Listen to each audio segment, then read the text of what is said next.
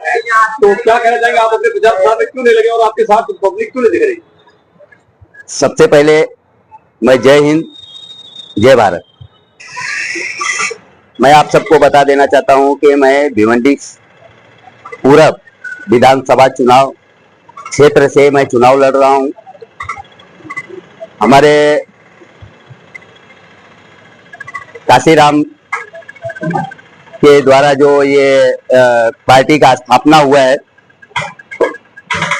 Bahujan Samaj party, जिसकी आज के मौजूदा हालात में राष्ट्रीय अध्यक्ष हमारे बहन जी मायावती जी हैं, उनके टिकट से मैं उम्मीदवारी कर रहा हूं भिवंडी पूरब का।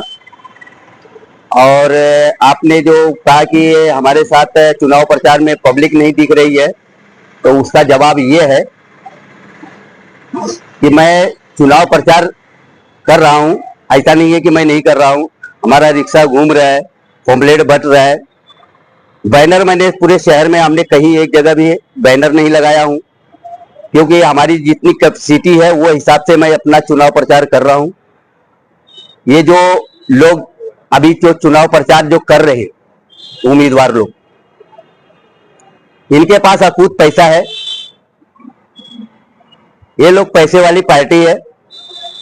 ये लोग प्रचार नहीं कर रहे हैं, ये लोग नुमाइश कर रहे हैं, जनता को भ्रमित कर रहे हैं। अभी 200 रुपए का मैं भीड़ तो जमा कर नहीं सकता। ये तो आप सबको भी मालूम है कि भीड़ इतनी आसानी से आती नहीं है। तो हमारे पास पैसा नहीं है, हम अकेले चलता हूं और अकेले प्रचार डोर टू डोर कर रहा हूं। और इन लोगों के पास पैसा है, पैसा जो है कि ये लोग पानी के जैसा बहा रहे हैं। ये जितनी भीड़ जो दिखाते हैं, ये सब पैसे के भीड़ है, और ये आप सबको भी पता है। और दूसरी बात कि इनके जो चुनाव प्रचारक जो आते हैं, भिवंडी के नहीं, बाहर से आते हैं। कोई नाचने गाने वाला होता है, तो कोई स्टार लीडर होता है, तो इनको डर है, इनको डर है कि हमने कोई काम तो किया ही नहीं है। जनता के सामने मैं क्या मुंह लेकर के जाऊं वोट मांगने के लिए? जनता वोट मुझे देगी कि नहीं देगी? काम किए होते तो लीडर होकर के आते। तो इनको डर है कि कहीं हमको जनता वोट न दे, इसीलिए ये बाहर के आए हुए प्रचारकों का सहारा ले रहे हैं। और इसी विषय को मैं एक और बात बता देना चाहता हूं। जो बाहर के प्रचारक आते हैं, भिवंडी की जनता से मैं बता देना चाहता हूं कि जो बाहर के जो प्रचारक आते हैं, क्या आपको लगता है कि उनको भिवंडी की समस्या मालूम है? इनको कुछ मालूम नहीं है कि भिवंडी में क्या हो रहा है, क्या नहीं हो रहा है। और ये आते हैं उम्मीदवार के समर्थन में, स्टेज पे खड़े होकर के भाषण देते हैं। भाइयों और बहनों, हमारा ये लोकप्रिय उम्मीदवार है, इनको भारी मतों से विजयी बनाएं। जनता उनकी बातों में आकर के वोट तो दे देगी, लेकिन आप सबको पता है, हमको भी पता है, जनता को भी पता है कि 5 साल ये गायब रहते हैं, काम नहीं करते। तो अब जनता किससे पूछने जाएगी कि भाई हमारी समस्या कौन सुनेगा? वो जो बाहर के प्रचारक हैं, उनके कहने पे अगर वोट दे दिया तो ढूंढने किसको जाएगी? यहाँ के नेता को तो पता ही नहीं रहता, 5 साल गायब रहते हैं। तो मैं मतदाताओं से एक बात मैं विनती करना चाहता हूं कि जो बाहर के जो प्रचारक आते हैं, इनकी बातों पे बिल्कुल ध्यान मत दो। जो उम्मीदवार मौजूदा खड़ा है वो क्या बोलता है, उस पर ध्यान दो। और आप सबको पता है कि हर बार चुनाव में उम्मीदवार लंबे लंबे भाषण, लंबे लंबे वादे करता है, लेकिन आज तक एक भी वादा नेताओं ने पूरा नहीं किया। आखिर में क्यों? आपको लगता है कि क्या एक जमीनी आदमी जो जमीन में उतर के काम करता है, क्या वो लोगों की समस्याओं को सुन सकता है, उनका निवारण कर सकता है? बिल्कुल सही बात है। जो ग्राउंड लेवल पे काम करने वाला होगा वही सच्चा भिवंडी वासियों का, जनता का हितकारी हो सकता है, क्योंकि उसको पग पग पे जनता की समस्याओं की जानकारी होती है। जैसा कि अभी बहुत सारे दावेदार, बड़े बड़े दावेदार, बड़ी बड़ी पार्टियां हैं, और उनको छोड़ के यहाँ पर जो है बसपा ने आपको टिकट दिया है, तो इस पे क्या करें? देखो, बसपा ने हमें टिकट दिया है, इसलिए दिया है कि मैंने 1.5 साल से महानगर पालिका के खिलाफ में कई बड़े आंदोलन किए हैं और मीडिया का मैंने बहुत बहुत आभार मानता हूं, उनका शुक्रिया अदा करता हूं कि उन्होंने हमारे उस काम को सिर्फ भिवंडी शहर में ही नहीं बल्कि नेशनल लेवल तक प्रचार प्रसारण कर लोगों को जागरूक किया, बताया। आपको पता होगा, मैं गटर में नाले में कूद गया, मैंने भूख हड़ताल किया, आंदोलन किया 1 दिवसीय, उससे भी अगर कुछ नहीं हुआ तो मैंने अपने ऊपर पेट्रोल डाल के जलने की कोशिश किया। किसके लिए?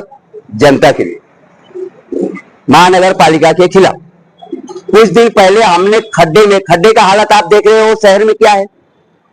अगर भिवंडी शहर को अगर देखा जाए, अगर ये कहें कि भिवंडी शहर नहीं बल्कि ये खड्डों की शहर है तो गलत नहीं होगा। ये एक्चुअली में मैं नहीं, भिवंडी की जनता के साथ साथ बाहर के लोग भी कहते हैं। खड्डों की वजह से बाहर के लोग यहां आ नहीं पाते, डरते हैं कि खड्डा है, कहीं गाड़ी घोड़ा टूट गया, फूट गया, खड्डे में गिर गया। ठीक है, तो मैंने खड्डे को लेकर के खड्डे में लूटपुट किया, वो भी मीडिया ने खूब हाईलाइट किया। मेरे को कम से कम 2.5, 3, 4, 5 लाख लोगों ने उस पर लाइक किया। तो ये सब देखने के बाद हमारी पार्टी के जो वरिष्ठ लोग हैं, जैसे भिवंडी शहर के हमारे प्रभारी नसीम शेख और थाना जिला के अध्यक्ष श्री भालेराव, इन लोगों ने जब मीटिंग करके इन लोगों ने चर्चा किया कि वाकई में इस कर्मठ योद्धा, ये आंदोलनकारी व्यक्ति जो शहर के हित में इतना सब कुछ कर सकता है, तो क्यों नहीं उसको विधानसभा चुनाव के लिए उसको टिकट दिया जाए। तो उन लोगों का इस हमारे काम को देख करके उन लोगों ने निर्णय लिया मुझे टिकट देने का। 20 तारीख को चुनाव है, भिवंडी के आवाम से क्या करेंगे? 20 तारीख को चुनाव है। सबसे पहले मैं भिवंडी के मतदाताओं से एक अपील करना चाहता हूं, ये चुनाव बहुत अहम है। बाबा साहेब अंबेडकर जी ने हमें एक वोट का अधिकार दिया है। इस एक वोट का अधिकार का सही उपयोग करो। सब हर कोई मतदाता बढ़ चढ़ करके अपने मताधिकार का प्रयोग करो। सुबह 7 बजे से लेकर के शाम को 6 बजे तक चुनाव वोटिंग होगी। आप जितना ज्यादा से ज्यादा हो सके वोटिंग का परसेंटेज बढ़ाने की कोशिश करो। मैं इस तरह से मैं भिवंडी के मतदाताओं से ये अपील करता हूं कि ये चुनाव नेताओं के ऊपर नहीं, अपने रिस्क पे लेकर के ये चुनाव अपने हाथ में ले लो। नेताओं के बहकावे में मत आओ, क्यों कि ये चुनाव आपका भविष्य है। एक वोट आपका भविष्य है। आप गलत बटन दबा करके अपना भविष्य, अपने बच्चों का भविष्य, अपने शहर का भविष्य खराब न करें। इसलिए सही उम्मीदवार का चुनाव करें जो आपके शहर का, के बच्चों का भविष्य का जो काम कर सके, ऐसे उम्मीदवार को आप चुन के दो। और मुझे लगता है कि मैं मेरे बारे में अभी नहीं बोला, लेकिन अब मैं बोल देता हूं। मैं एक ऐसा उम्मीदवार हूं, आप लोगों ने, सब लोगों ने देख लिया है और बसपा से हम उम्मीदवारी कर रहे हैं। तो मुझे लगता है कि मेरे जैसा उम्मीदवार आपको शायद नहीं मिलेगा। तो अगर आप लोग बहुजन समाज पार्टी का राष्ट्रीय जो सिंबल है वो है हाथी, मेरा सिंबल है हाथी, और वो भी सबसे ऊपर पहला नंबर पे हमारा निशानी है। हाथी के सामने के बटन को दबा करके आप मुझे भारी मतों से विजयी बनाएं। और मैं आपको विश्वास दिलाता हूं कि जिस तरह से कल तक मैं ग्राउंड लेवल पे उतरकर काम किया है, वैसे ही मैं आने वाले वक्त में भी मैं ग्राउंड लेवल पे उतर के जो काम करूंगा वो तो करूंगा ही, लेकिन आप लोग 12 बजे भी अगर मुझे याद करोगे तो हम आपके सामने हाजिर रहेंगे, ये मैं आपसे विश्वास दिलाता हूं।